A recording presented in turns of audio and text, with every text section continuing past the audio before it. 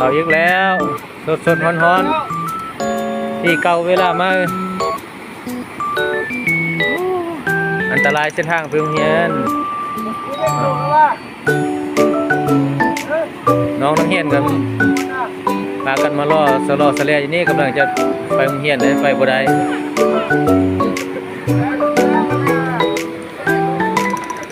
ฝนตกหลาย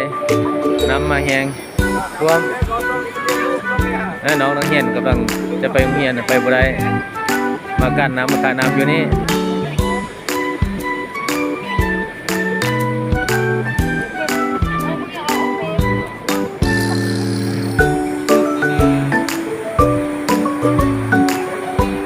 น้ำบ่ได้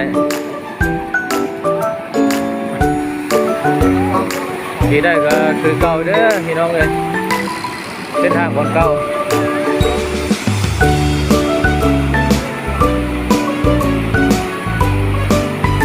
ตกมาก็ท่วมคือเก่าอีกเดิม